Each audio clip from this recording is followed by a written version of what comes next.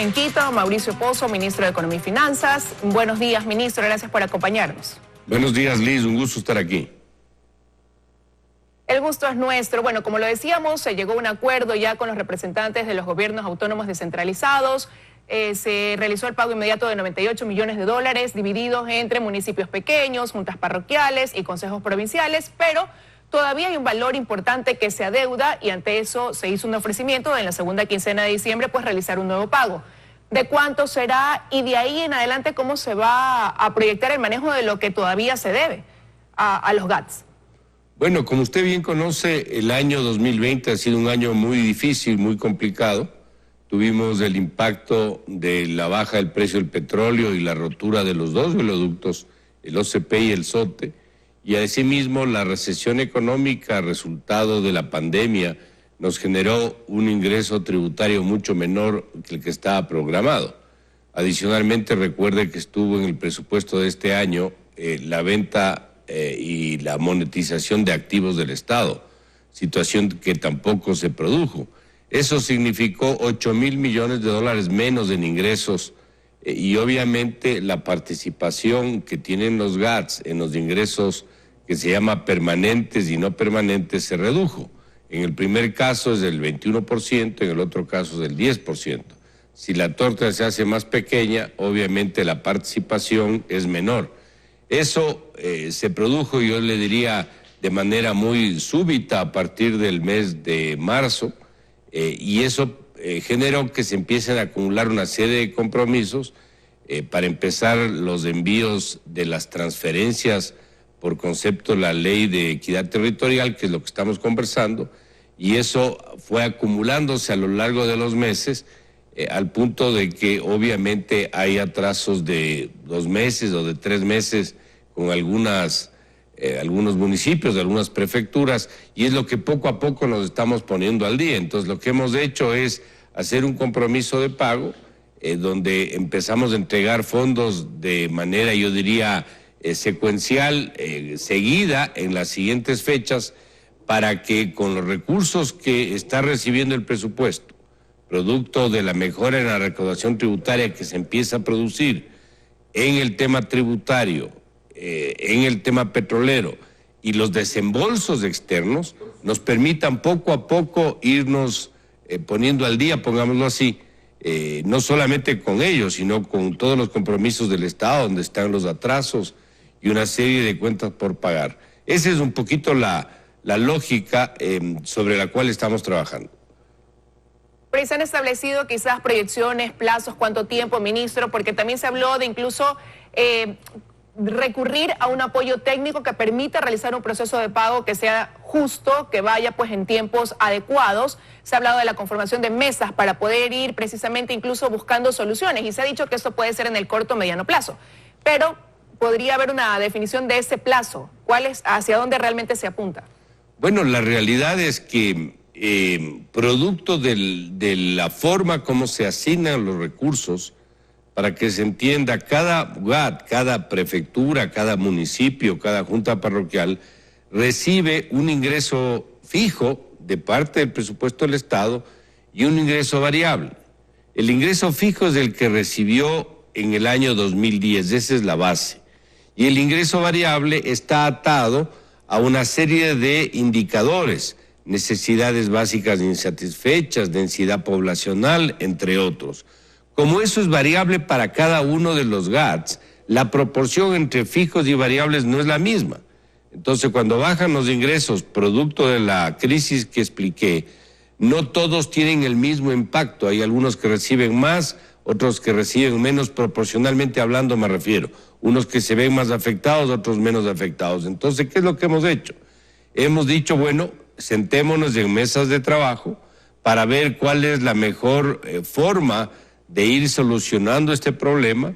Si hay la necesidad, por ejemplo, de una revisión de la fórmula, que es la que asigna los fondos, pues el contingente técnico del ministerio estará ahí para colaborar con los que sean los delegados, los representantes de los GATS, para buscar una mejor aplicación del esquema.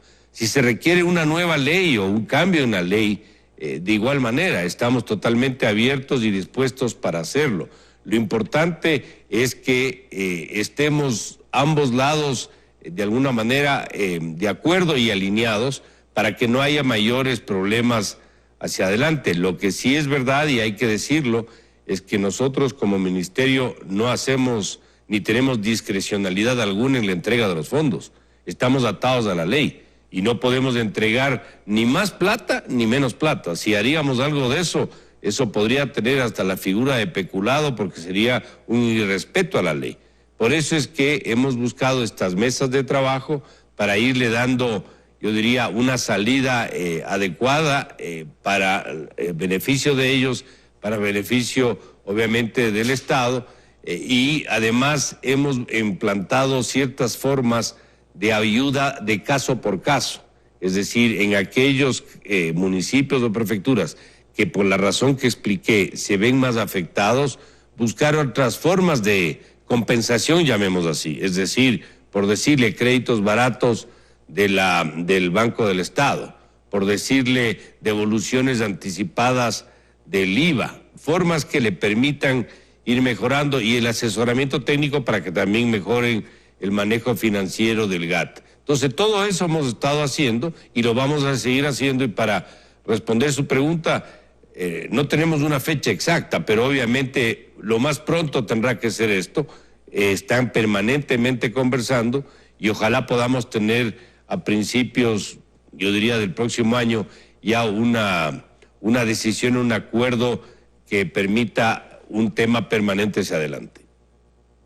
Bueno, y al parecer eso ha dejado tranquilos a aquellos que necesitan esa recaudación de dinero, pero ya creo que hay un camino que les deja, como repito, esa tranquilidad de que se va a poder dar, ¿no?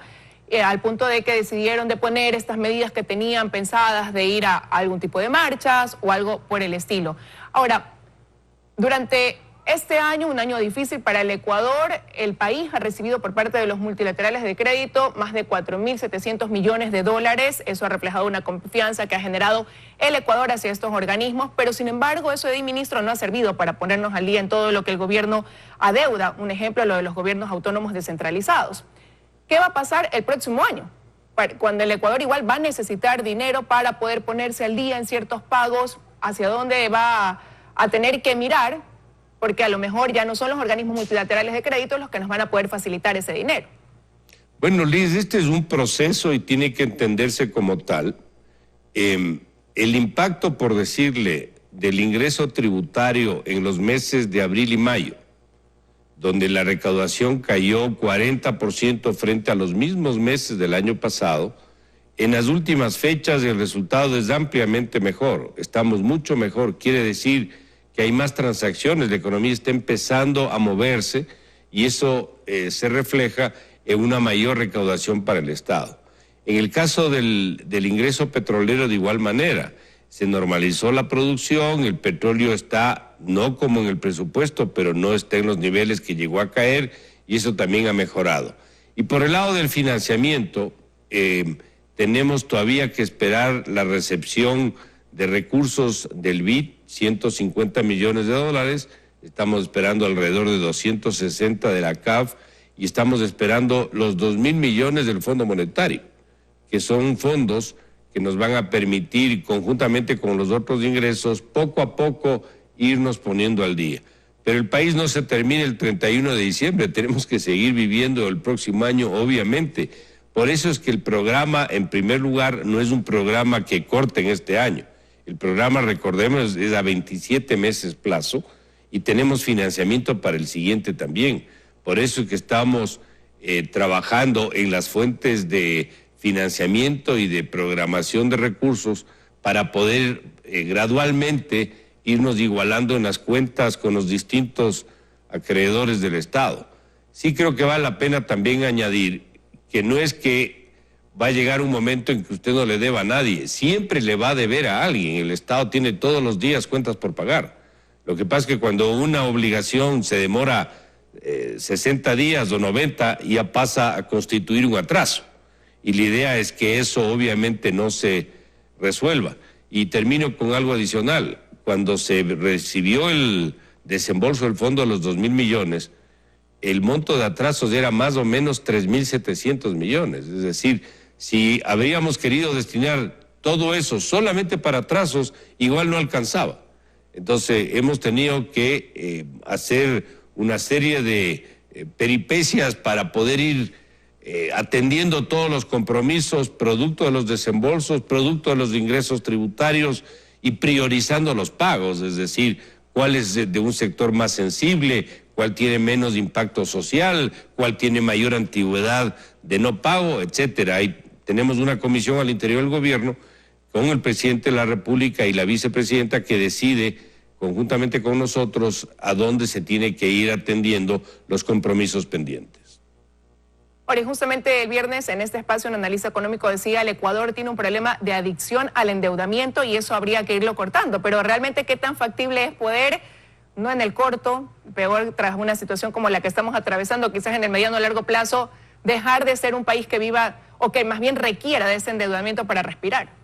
Bueno, esto es un proceso, Liz.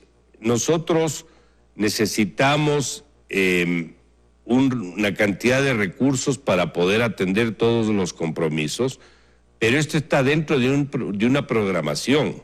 Si usted lee el programa que hemos suscrito con los multilaterales, hay una trayectoria de crecimiento de deuda, de estancamiento, llamémoslo así, y de reducción de deuda posterior, porque hay que alcanzar metas que están inclusive en la normativa vigente.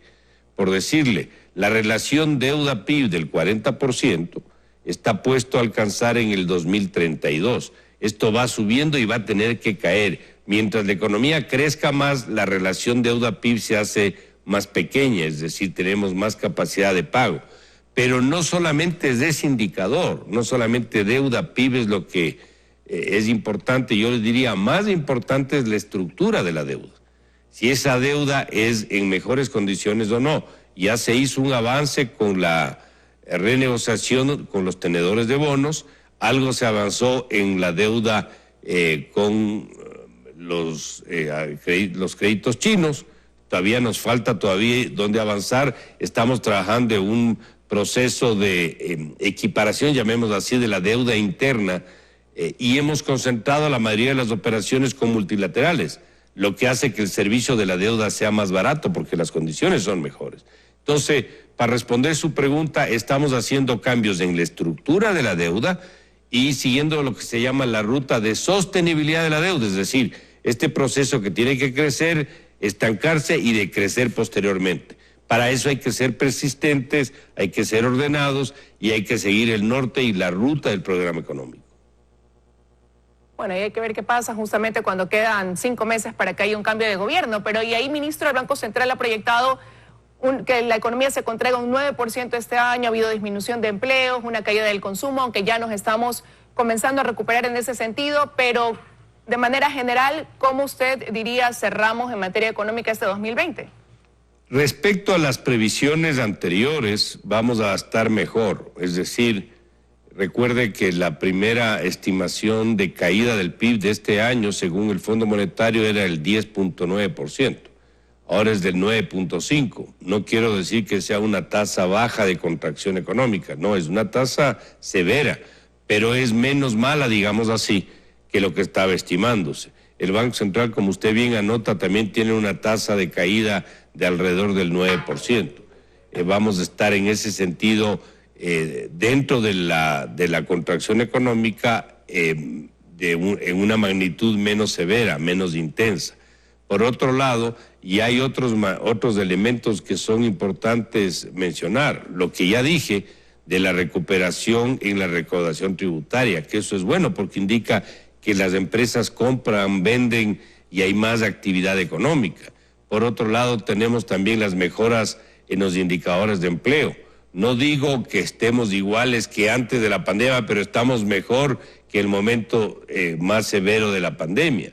Tenemos indicadores de liquidez, sigue creciendo el monto y la velocidad de los depósitos en el sistema financiero, lo cual es bueno, pero falta la demanda de crédito para que entremos en un proceso mucho más virtuoso. Las exportaciones no petroleras crecen sobre el 10% en un ambiente internacional también de depresión o de contracción económica. Es decir, si hay manifestaciones, Liz, que estamos mejor. Y el próximo año, el 2021, no tengo la menor duda que va a ser mejor que el 2020.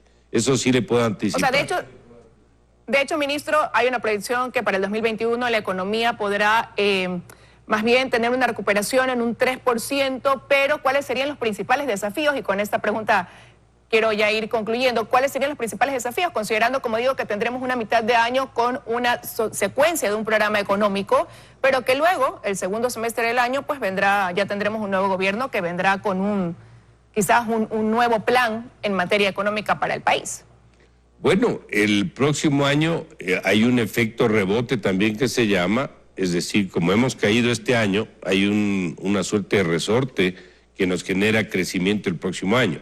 Pero sin duda va a ser un mejor año que el 2020, eso no hay la menor duda. No como el 2019, es decir, no como el periodo prepandemia, pero vamos a estar mejor que el 2020, lo cual es alentador y nos da una suerte de optimismo. Pero ¿qué es lo que creemos que hay que hacer? Mantener la línea, Liz. Nosotros vamos a mantener la conducción económica en el norte que se ha establecido, con la profundidad vamos a seguir corrigiendo los problemas. El presupuesto que vamos a generar para el año 2021 va a ir también en esa dirección de reducción del gasto público, que es un indicador del tamaño del Estado y que es el gran responsable de la dependencia del endeudamiento y de los déficits fiscales. Pero este es un proceso que tiene que continuar.